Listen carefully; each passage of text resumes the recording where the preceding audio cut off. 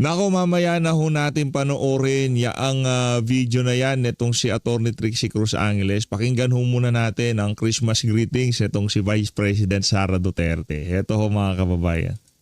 Madayaw ug maayong adlaw kaninyong tanan. Yung Magandang araw at maligayang Pasko Nako. sa inyong lahat.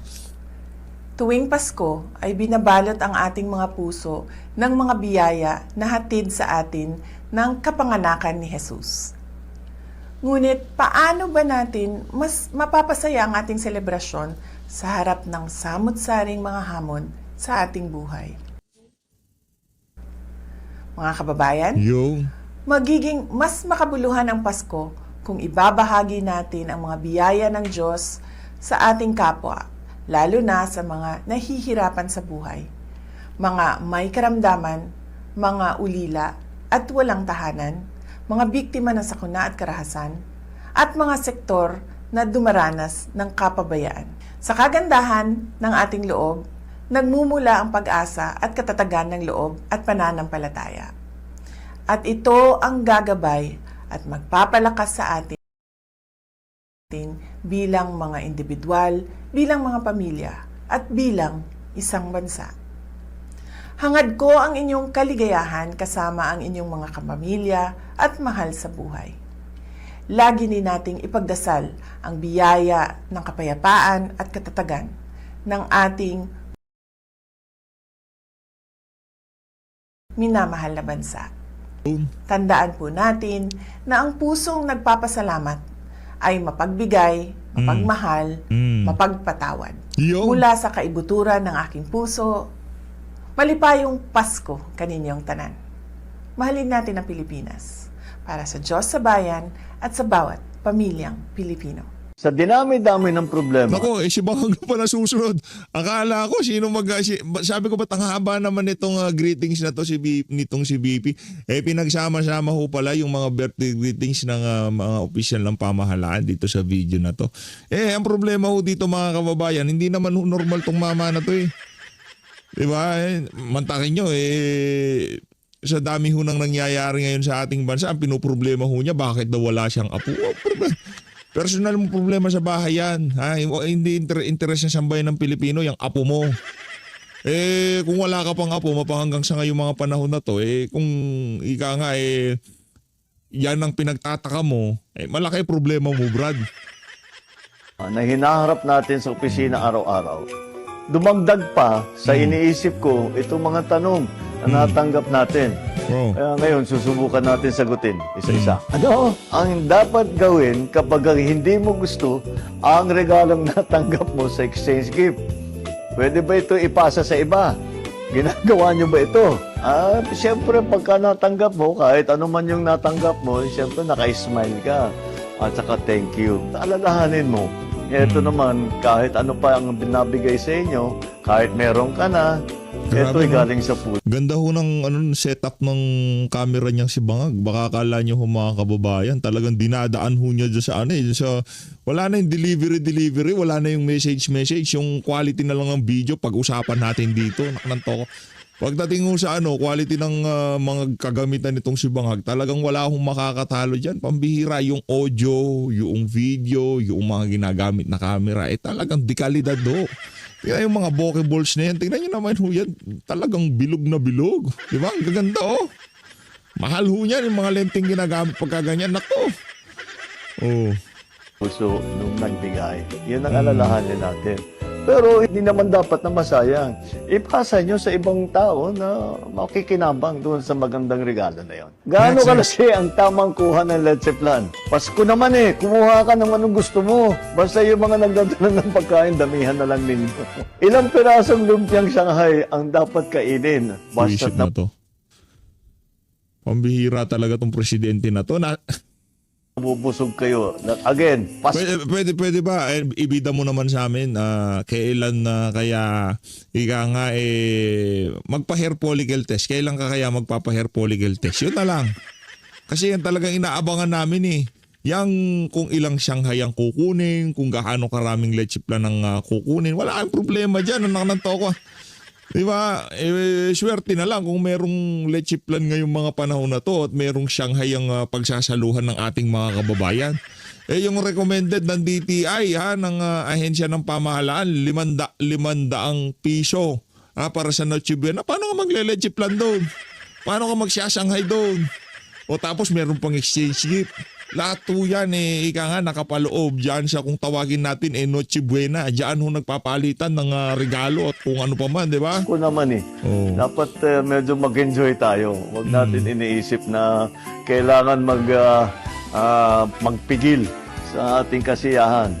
Kaya ulit, yung mga maghahanda ng pagkain, dami-damihan na lang ninyo para may baong pampauwi. Ano ang dapat sabihin sa kamag-anak kapag sinabi niya, "Uy, tumaba ka"?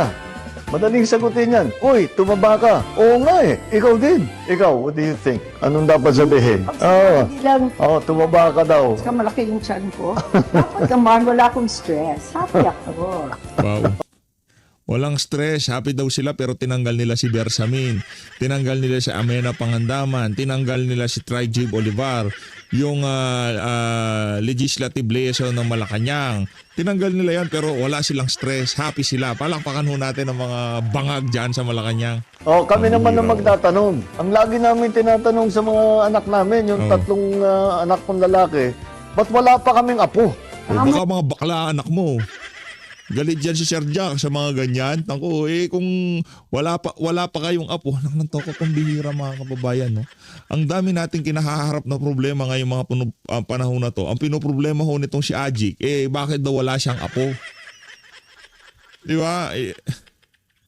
Daming nagugutom. Sad-sad ang ating ekonomiya. Napakasagwa ng ating peace and order. Laganap ang krimen sa ating bansa. Illegal na droga, smuggling, kartel, droga. Problema nitong Ajik, bakit wala daw ho siyang apo? Palakpakan ho natin ang lakas ng tama mo, Brad. Ayan, honey, sana all. Yan ang Christmas wish ko. Wala kayong mabola, no? Scripted na scripted nga naman, honey, sana all. Pag kababayan ha.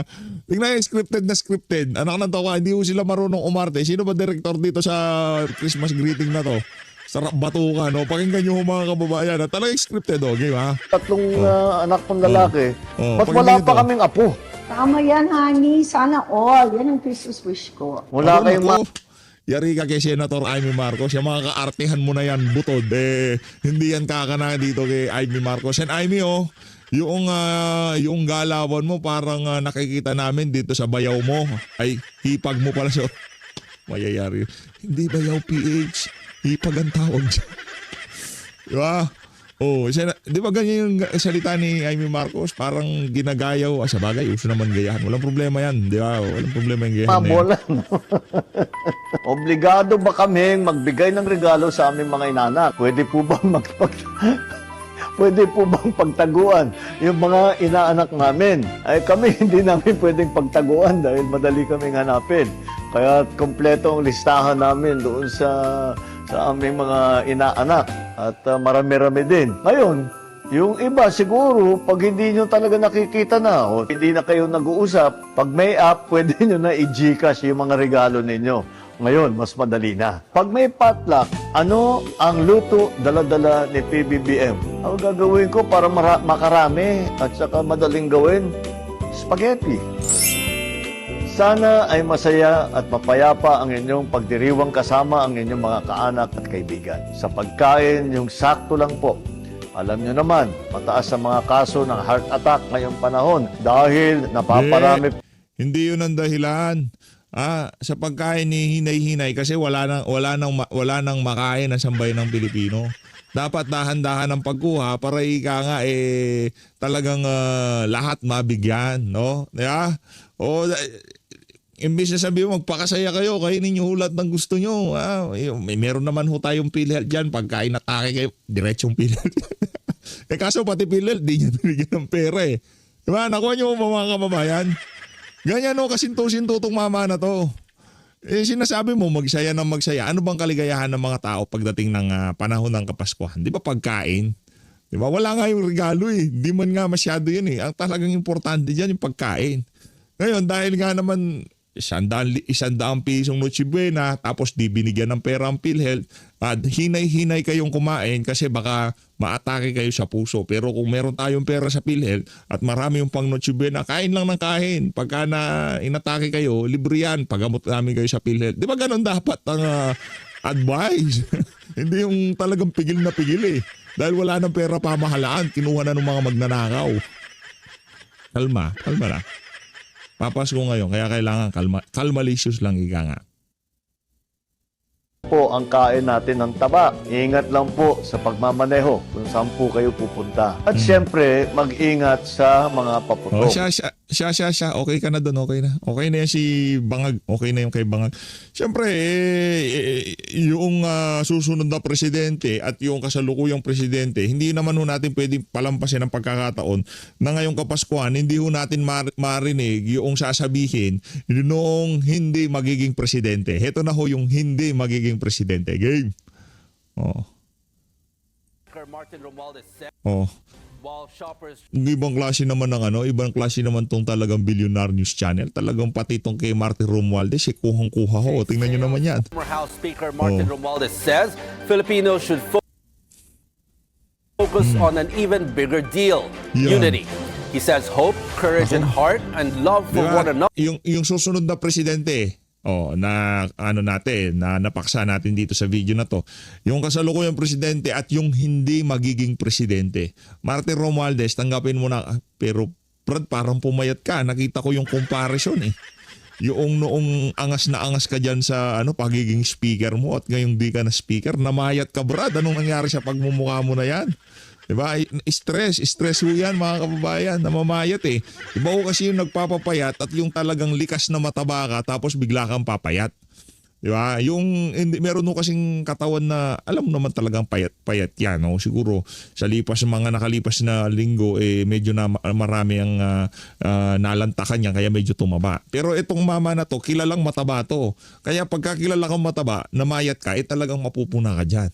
Hindi ho magandang bagay yun. Kasi pagka talagang sanay yung mga kababayan natin nakikitang mataba ka, bigla kang pumayat, isa lang ibig sabihin yan. Stress ka. Tuloy ko natin. are the values that keep the nation together. Mga kababayan, this Christmas season, we celebrate the deep faith that unites us Filipinos. Pag-asa, puso, tapang, at pagmamahal sa bawat isa. May the birth of Christ renew our hearts, strengthen our families, and remind us that even in difficult times, light always finds its way through. Maupay nga Pasko, haiyong atanan. Ano na naman bang kabalbalan yun? Martin Romualdez, pambihira talaga tong mama na to. Oo, kung ano-ano mga pinagagawa sa buhay, no? Ano lang naman ho yan. Yan ho talagang pambihira. Ibang klase talaga tong si Sir Ibi. Sir Ibi, Merry Christmas ha. Ito talaga, idolo ko to Sir Ibi Galbot ha. Taga Cebu ho yan Hindi pa ho natin siya napasyalan pero siguro next year papasyalan ho natin yan si Sir Ibi. Tikman ho natin yung lechon dyan sa Cebu. Malupit yung lechon dyan Hindi, teka lang. Post niya ho ito, post ho nitong si Sir Ibi ito. Teka lang. Mali. Mali ho yan. Ito, lagay ko yung niya dyan, yung FB page niya para yung mga kababayan natin pagka, tawag dito, na napadaan ho sa inyong feeds itong larawan na to i-follow nyo na rin ho itong si Sir Ibi Hugalbot. So sa mga talagang sinusubaybayan nating political vlogger itong si Sir Ibi Hugalbot. Yan Martin Romualdez, tingnan mo naman yung pagmumukha mo, yung before and after, di ba? Okay lang sana kung kung yung nagpapaganda, ganito yung ipapakita nilang mga commercial sa kanilang mga produkto. Before and after, pagka tinake mo tong supplement na to, sigurado papayat ka. Parang ganun Kasi ang problema blood control pinag-uusapan natin, nagpayatan tong mga walang yang to. Ano sabi nitong si Sir Ibi? Talaga si Sir Ibi, malakas mang Alaska to Dapat pangalan nito Alaskador less carbs, more protein.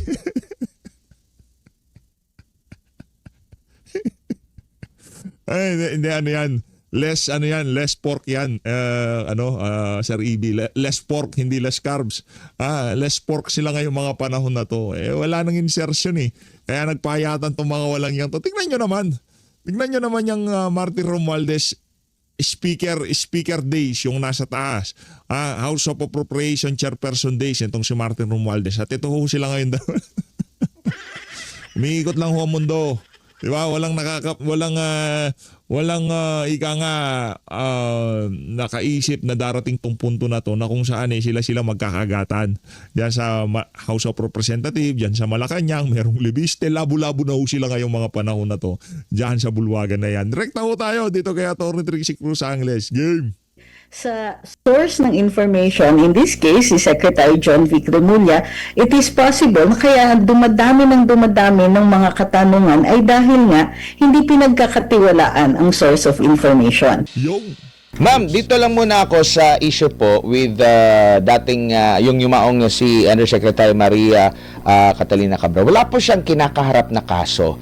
Pero bakit po, legal po ba yung pagpapakuha ng kanyang mga tawag nito, yung kanyang mga gamit, yung kanyang mga cellphone, pati na rin po yung actually ngayon nakikita na natin ay sa publiko na yung kanya pong pagpunta doon sa hotel kasama po yung kanyang driver. Bakit po ganito yung kanyang klase ng pag-iimbestiga po sa kanya na considering wala naman po siyang kasong kinakaharap, Attorney Trixie?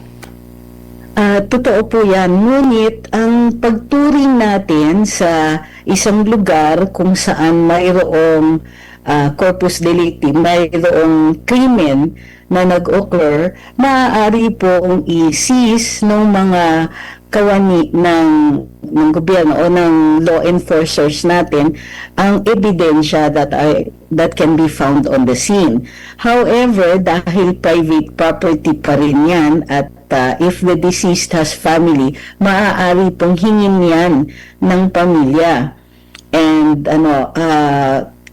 dahil nga may ownership, may establish yung ownership dyan. Kung hindi rin ma-establish ng mga law enforcers ang evidentiary value ng hinahawakan nila, kailangan talagang i-turn over yan. Opo. Yung mga circumstansya, yung mga lumalabas ngayon sa social media, sa pag-aanalisa nyo po, attorney, nagtutugma po ba? Kasi isa sa mga nagtataka yung ating mga kababayan. Kasi di ba meron lumabas na video, tinatanong siya na ano ba yung greatest fear niya, yung phobia niya, ang sabi niya heights. Nagtataka sila bakit doon siya nagtambay doon sa bangin. Yung mga ganun po na mga katanungan po, attorney. And kung kayo po ang tatanungin doon sa mga available ngayon ng mga information na mga lumalabas, kumbaga, masasabi na ba natin na parang nagtutugma itong lahat ng mga pangyayari or mas marami pang mga katanungan po ang lumilitaw? Ang tingin ko tama na maraming katanungan dahil nga kukunti o kulang ang impormasyon na nilalabas ng ating gobyerno. Partikular na dito ang DILG. Hindi rin lang po yun, no? Hindi rin lang sa kakulangan ng impormasyon, kundi sa source ng information, in this case, si Secretary John Vic Remulla, it is possible kaya dumadami ng mga katanungan ay dahil nga hindi pinagkakatiwalaan ang source of information. Ngayon, yung mga speculation na naririnig natin or yung mga katanungan, marami naman sa kanilang may basis. Pero in order for us na bigyan ng bigat yung mga katanungan na yun, i-build up yung scenario. So, halimbawa, ang fear of heights, relevant po ba ito kung it was a suicide? Kung a suicide, would the fear of heights, which equates to a fear of harm, or a fear of death, still be relevant kung ang purpose ng tao ay to harm themselves. Diba? On the other hand, kung walang intensyon na mag-harm ng sarili, then yung position niya at that point might be questionable. Diba? Pwedeng isipin ng mga tao na baka pinipilit na nandun siya sa lugar na yon, baka mayroong ibang tao na pumilit na tambay siya doon sa lugar na yon. So, yung mga questions, nakikita natin dahil nga sa kakulangan ng impormasyon, they can build up scenarios and this is perfectly acceptable dahil nga marami pang mga katanungan ang hindi na-address ng ating mga government officials na who feel the need na maggawa kaagad ng conclusion. Sa totoo lang, hindi kailangan madalian magsabi sa publiko ng conclusion ng cause of death kung kulang pa ang ebidensya o kung marami pang mga katanungan that remain unanswered. Tama kayo. Ang premise ninyo dito is wala siyang kaso, walang kasong nakahain sa kanya. And in fact, wala siya dun sa mga listahan ng mga recommended to be charged later on. So again, magtatanong ang publiko. May information gaps dito na kailangan punuin. Opo, dito naman po sa kumbaga sa side po ng atin pong pamahalaan, dito po sa pag-appreciate ng halimbawa yung mga district engineers ngayon na possible na maging witness or star witness nila or may sa ilalim sa WPS kasi may mga restitution, nagsoli ng pera, ganito ganyan. Yung pag-appreciate ng gobyerno doon sa kanila, dito po kay Yusek Cabral, kasi siya po yung undersecretary na may hawak at may alam pala ng mga insertions na ito. Bakit parang iba yung treatment ng gobyerno doon sa mga district engineers dito po sa kanya, attorney, sa nakikita niyo po? Well, ang nakikita kasi natin, yung mga district engineers, the reason nagsusoli sila ay bahagi doon sa nire-require ng DILG and DOJ na magsoli para mapasok sila doon sa witness protection or ma-consider din sila bilang mga state witness. So mayroong ganong klaseng setting. Itong mga district engineers are already charged, kumbaga, or seriously considered na sila po ay magiging bahagi or magiging respondents sa investigasyon or magiging akusado doon sa actual na kaso. With Undersecretary Cabral, wala pa pong ganung pinag-uusapan, although nakikita natin na nararamdaman na niya na papunta na nga doon sa point na kailangan may pananagutan dito. So iba yung trato talaga sa kanya because she's not yet slated to be a witness. Opo. Dito po sa naging pahayag naman po ni Congressman Leviste na may listahan itong si Cabral at doon makikita kung sino-sino yung mga proponent na banggit nga niya mula sa mga mambabata sa Kamara hanggang Senado. Meron pang mga nasa executive branch outside ng DPWH mula undersecretary hanggang secretary na nagre-request, nagpapa-insert ng mga flood control kahit hindi na nila saklaw yung proyektong ganun. At pati na rin yung sa mga pribado po. Gaano kahalaga itong listahan at may silbi pa ba ito, ma'am, considering wala na yung mismong gumawa nito na pwedeng mas mabigat na makapag-authenticate sa legitimacy nitong listahan po na ito? Let's start. Unang-una, kung ito ay official document or document contained in a official missive or communication, automatic yan. Hindi mo na kailangan i-authenticate yan. Or ang authentication is as to whether or not this is an authentic government document. Okay. Number two, bilang bahagi yan ng body of evidence that were seized from a person under who has died under suspicious circumstances, pwede pa rin siya. Admissible siya as evidence as having been contained dito. However, in many instances, makukonsider pa rin natin yan bilang ebidensya that can initiate an investigation. Kasi by itself, baka hindi siya tumindig without other corroborative evidence, pero kung magkakaroon ng investigasyon, masusuportahan yan at masusuportahan niya ang other existing evidence. In other words, it can be corroborative or it can be corroborated. So, hindi siya zero evidentiary value kung walang mag-authenticate dahil wala yung tao na nag-execute ng dokumento na yon, but it can be subjected to, it can be initiate an investigation or it can be used to corroborate other existing evidence.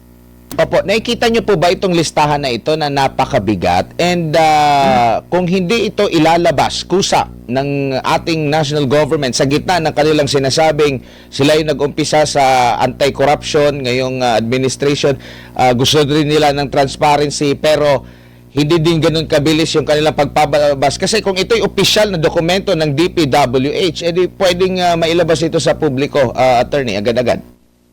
Totoo. Kung official na dokumento yan as a matter of transparency, dapat talaga nilalabas yan because the public interest will demand it para makaprevent ng cover-up. So, totoo yan. The need for information trumps the need for the yung mga tao na nakalista doon to, ano ba yan, to due process, no? Ang sinasabi kasi ng iba is, pag prematurely nilabas yung mga pangalan na yan and then it turns out na maraming mali pa dito sa document, hindi pa siya authenticated and so on, baka makasira ng buhay.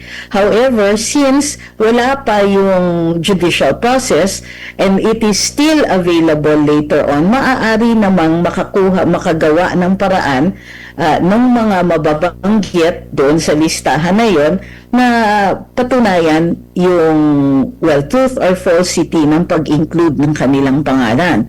So sa ngayon, the demands of transparency outweigh yung sinasabi nila na baka makasira sa pangalan ng ibang mga tao na nandun sa listahan na yon.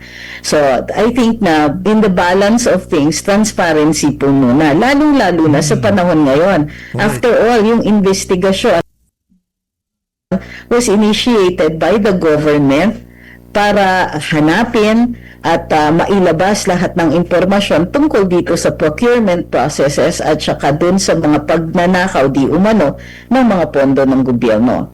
Kasi 'di ba naalala ko yung merong inilunsad na website ang Pangulo, humingi nga siya ng tulong sa taong bayan na ma-verify itong mga ano na ito, kung ito ba'y ghost project, pakitingnan baka kapitbahay nyo lang itong mga proyekto na ito. Ito po mga listahan na ito makakatulong kung mailabas yan, the more na saglit lang, alam namin yan. Meron kasi natanong ko rin si Congressman Leviste dito, ang sinasabi niya, meron namang ano doon na sila yung proponent pero tama lang yung presyohan, pero karamihan daw doon is talagang lumobo yung presyohan po. Meron talagang anomalya po. Yung pagkakatugma ng mga statement ng atin pong national government hingil nga sa dito po, attorney. Kaya nga so sila mismo yung humingi ng impormasyon and when information is available, ayaw naman nilang ilabas. Again, it comes down to transparency kasi yung mga tao at this point, insensitive ka na kung hindi ka nakikinig sa hinaing ng mga tao at sa karamihan for the need na i-address itong corruption sa gobyerno. So they should be worried about people thinking na mayroong cover-up pag hindi yan nilalabas. Ngayon pa lang, or in fact, in the course of the entire scandal, kumbaga, parating issue yung pagpuprotekta ng mga opisyales na matataas. Bakit parating yung mga suggestions o yung mga recommendations para ma-charge ay tumipigil just short of our top officials. So, para ma-address nila yung issue na yun, necessary talaga ang transparency. So, ang tanong na nga ngayon is, what is stopping them? At bakit hindi nila ini-explain sa atin ng buong buo kung ano ang dahilan kung bakit ayaw nilang ilabas? It is part of the investigation, and since napansin nyo naman, di ba, both the President, si Secretary John Vic Remulla, and other officials, pagka meron silang impormasyon, ang bibilis nilang maglabas. But meron din mga information na pinipili nila bago nila ilabas. At Correct. napapansin po ng audience, kumbaga ng publiko, yung hesitation nila with certain information, such as certain names. Hindi kaagad nilalabas yung mga ganyan, tapos nagkakaroon pa tuloy ng ganitong issue. To prevent the issue, wag na silang mag-decide what information goes out and what doesn't. Maliban lang dun sa mga constitutionally protected rights. Kaloka naman to. Opo. Ma'am, meron na pong tinorn over na raw ng DPWH yung listahan sa Office of the Ombudsman. Inaasahan nyo ba na kagaya nung pag-claim ni Ombudsman Remulla, kahit hindi kinumpirma ng ICC na may warrant of arrest na si Senador Bato de la Rosa, ganito rin kasigasig na ilabas yung listahan na naibigay sa kanila mula sa DPWH mismo, attorney?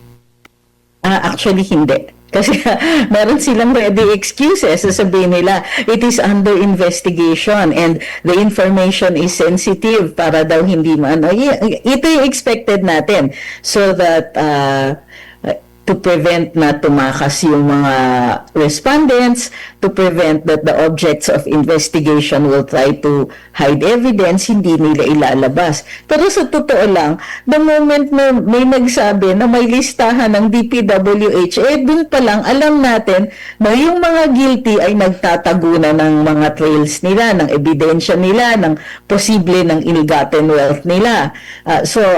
Ang ini-expect ko dito is that they will give more time to the guilty para makahanap din ng mga legal remedies or possibly not so legal remedies. So no, I'm not expecting such kind of transparency from the Office of the Ombudsman as of now. Bago lang si partner MJ, nung nakapanayam namin kahapon si Congressman Leviste, kung ilalabas na ba niya at marami kami mga katanungan na kumbaga at least kumuha ng dagdag na information kung sino-sino yung mga involved, nabanggit niya yung kanyang pagkaalala dun sa seguridad. So ibig sabihin, hindi basta-basta, hindi simpleng tao ang mga involved dito po.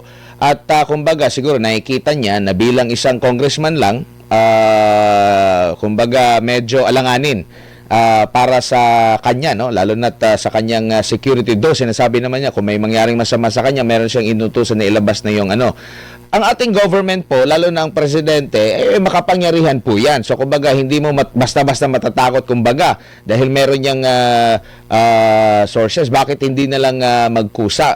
Or, ang problema lang siguro dito, baka mag-lead ito sa mas big fish talaga, attorney. Ano nakikita niyo po rito?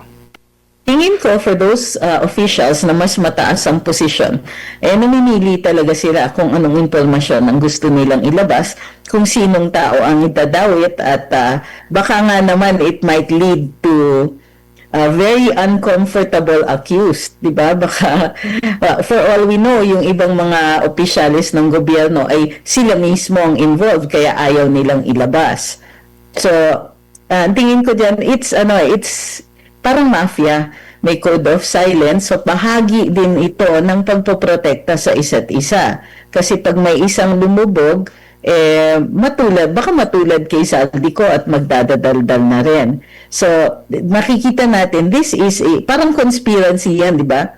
Pati sa pagpoprotekta ng isa't isa, it's an act of protecting yourself. So, as long as hindi sila naglalabas at naaamoy ng publiko na mayroon silang tinatago, the danger na sila po ay kumbaga may public backlash against them, then that remains real. Tuloy-tuloy yan until the information is made available. But even later on, pag lumabas na yung impormasyon, tingin nila makakalimutan ng publiko yung hesitation dito sa paglalabas ng impormasyon.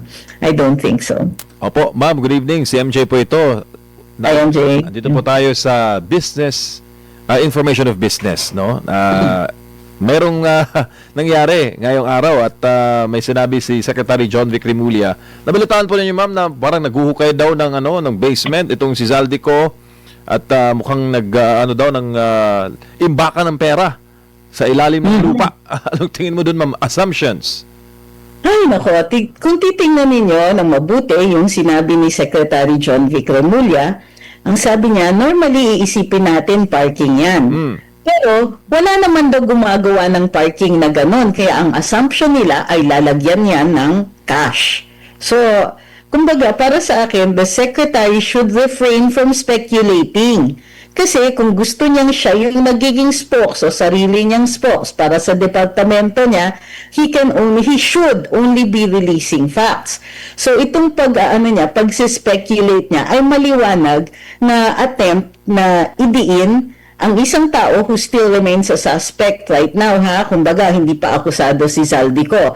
And therefore, dapat nag-iingat siya. Yung speculation na ganyan, maliwanag, intends to rile up public anger against a person who is not even yet on trial. Hindi ito katulad ng simpleng paglalabas ng impormasyon, simpleng paglalabas ng isang listahan. Naggagawa siya ng senaryo o spekulasyon para idiin ang isang tao. And he should really refrain from that. It's unbecoming of him as the Secretary of the DILG. Ma'am, pares ba tayo na iniisip para si Zaldico na lang ang guilty at siya ang pinakamasama sa issue at anomalya sa flood control? Ay, yun na nga ang nangyayari dito. Ang nakikita natin, parang yung investigasyon ay nililimita na lang hanggang kay Zaldico. At kung matatandaan natin dun sa ICI, maraming naglalabas ng conclusion or ng na si Speaker Martin Romualdez, ang pinaka-liability niya would be administrative. Negligent daw siya dahil hindi niya masyadong sinupervise si Congressman Zaldico and therefore got away with it. So nung naglabas sila ng ganyang klaseng storya, kasi kung titingnan ninyo yung mga announcements, they don't limit themselves to fact. Okay, hindi sila sinasama nila yung kanilang speculation. Sinasama nila yung kwento. Gusto nila i-lead yung publiko doon sa conclusion na gusto nila. Which is not the job of government right now. Kung investigador ka at mag-a-announce ka, facts lang. Hindi pwede yung kasama yung speculation mo kasi you are leading people to a particular conclusion. Sa court nga, bawal yan di ba? Bawal ang leading questions except for, with certain exceptions. Pero hindi kasi fair yung ganyan. Paano makakalaban ang tao sa laki ng makinarya ng gobyernong desididong gumawa ng kwento laban sa'yo? Yeah. Government is required to be fair. Kaya nga meron tayong Bill of Rights. Hindi ka dapat pinaparatangan ng walang basihan at ang mga resulta ng investigasyon ay dinadala dapat sa hukuman para doon i-determine yung kanyang value as evidence. At kung ito ay titindig bilang ebidensya. Dito, what if, may ibang tao, ibang kawani ng gobyerno na naghukay ng basement kasi gusto niya na may playground or play area para sa mga anak niya. Will we also conclude that these people are creating basements para taguan ng cash? Kumbaga, hindi siya fair. What the secretary is doing is not really fair. Lalong-lalo na yung tao, alam nila hindi is not available para madala sa hukuman at matesting itong ebidensya na ito. Paano naman yung mga binanggit ni Zaldico? Yung mga pangalan, big names. Correct. They should have initiated an investigation. Nagbabanggit siya, binanggit niya ang Pangulo, binanggit niya ang unang ginang, binanggit niya si former Speaker Martin Romualdez.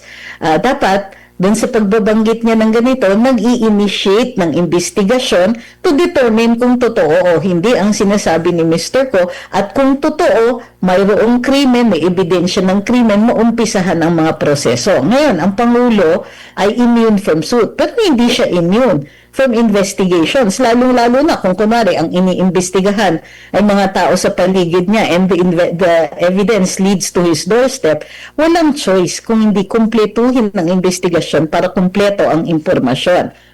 If ever, the President pwede naman isantabi ang ebidensya for impeachment proceedings o kaya isantabi din para sa later criminal investigations and possibly litigation.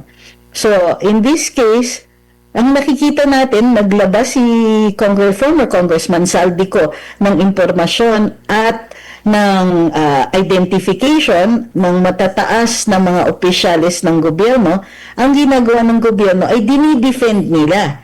Imbis na sabihin na, o sige, i-subject din natin to investigation. Kasi hindi naman immune from suit si former speaker. Hindi naman immune from suit ang unang ginang. Kung mayroong impormasyon that warrants an investigation, mas nakakasuspecha, magsususpecha ang publiko kung hindi iniimbestigahan. Yes, it is a statement of somebody under fire. Yes, it is a statement of somebody na wala dito. Gayunpaman, in the interests na bumaba ang spekulasyon at suspicions ng publiko, kailangan mayroon man lang, at least go through the motions of an investigation, di ba? Hindi yung sasabihin ninyo na, walang value ang statement ni Mr. Ko. On the contrary, ang daming pwedeng dahilan para ma-include yan. Or, kahit hindi pa naman siya gagawing evidence, in other words, wala pang trial eh. So, yung pagkikilatis ng evidentiary value ng sinasabi ni Mr. Ko is premature. But certainly, in the interests of safeguarding the public and safeguarding yung assets ng gobyerno, at the very least, it should be looked into, and a deeper investigation is warranted if an initial investigation indicates na mayroon namang basis ito. And hindi rin natin masabi na walang basehan ng sinasabi ni Mr. Ko given na nagtutugma siya with existing official documents. Ma'am, do you think sa larangan po ng communications, no, yung mga mensahe na nakararating sa taong bayan, do you think yung karamihan ng thinking Filipinos bobo at hindi nila nababasa itong ganitong mga ginagawa ng administrasyon? Never dapat natin ina-assume na ang publiko ay bobo. Unang-una, ang daming tao di ba? All you need is ilang mga dalubhasa to explain to the public kung ano ang ibig sabihin ng mga ito. Kung anong ibig sabihin, let's say, ng yung declaration of time of death or yung declaration na found unresponsive. Yung mga ganyan, i-explain yan sa publiko. The government does not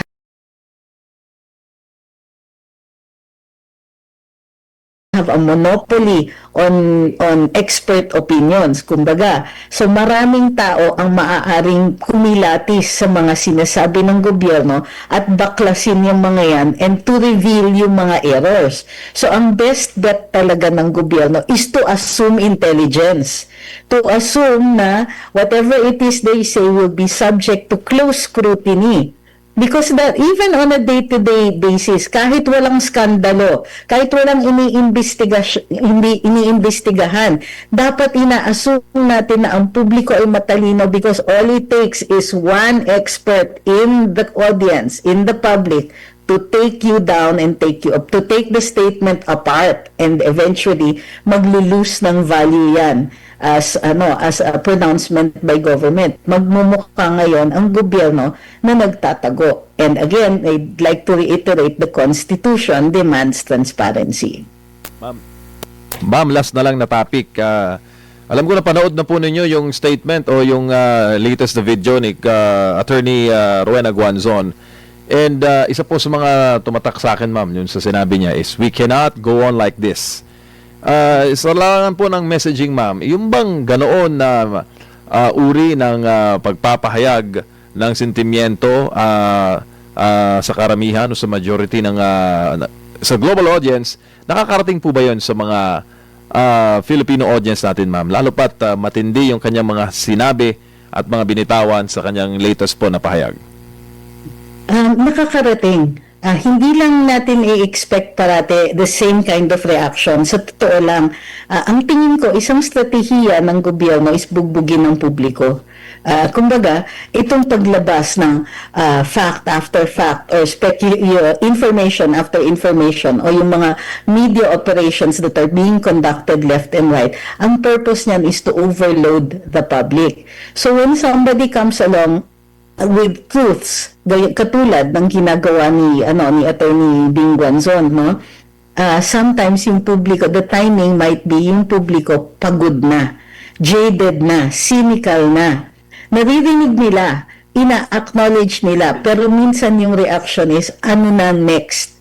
Anong gagawin natin? Or kung wala tayong magawa, sige, kumbaga, file that away for future reference, and the future reference is 2028. So, sometimes, the public really gets tired, kinuyog ng impormasyon. And that is actually one kind of strategy. And it's possible na ginagawa yan ng ating, ng administrasyon ngayon. Na they don't care. Palabasin na lang palabasin yung mga bad news na ganyan while protecting themselves, but at the same time, yung kumbaga, with the intent na mapagod ang publiko, and they will just become cynical and jaded and not do anything. So timing is also something very, very important. In the case of Attorney Bing Guanzon, the nice thing about dun sa mga sinasabi niya is, may impact naman yan, but it will keep ringing. Kumbaga, pag natapos na yung pagod, pag natapos na yung jadedness, pagka na-recover na ng Philippine public or much of the Philippine public, yung kanilang idealism, her words will continue to ring true. Opo, ma'am, huling topic na lamang po, kaugnay po kay Vice President Sara Duterte. Naglabas po siya kahapon ng kanyang pahayag, no, against dito sa mga alegasyon laban sa kanya ni Madriaga. Kumbaga, magiging ano na ba ito? Tutuldok na ba ito sa mga alegasyon na pinapakalat? And dagdag din natin, mismo si Secretary John Vic Remulla na rin yung parang sabi nung nasa comment section, di ata nabigyan ng script, no, nung binanggit niya na hindi dumalaw si Vice President Sara Duterte kay Madriaga sa BJMP. Ano po masasabi niyo, ma'am? Ang isang nabasa ko is hindi siya dumalaw, hindi siya dumalaw kay Mr. Madriaga, no? And in-identify pa nga ni Sec. John Vic, kung di ako nagkakamali, si former Congressman Perez, ang dinalaw ni Vice President. So, yes, significant po yun kasi that's a significant portion ng affidavit ni Mr. Madriaga. Gayun pa man, mayroong mga naririnig tayo na there are certain parties interested na guluhin pa rin yung usapan with the intent na masiraan si Vice President at mag-i-insist sila. So, ito yung isang strategy of confusion para ma-confuse yung mga tao na may salusalungat na impormasyon. Ngayon pa man significant yung sinabi ni Secretary John Vic at kakapitan niya ng maraming tao. So, let's see in the coming days kung ano rin ang magiging retort or backlash dun sa panig na sumusuporta kay Mr. Madriaga. Opo. I expect that there will be more confusing statements to come. Opo, at ang sabi ni VP Sara na yung ginagawa po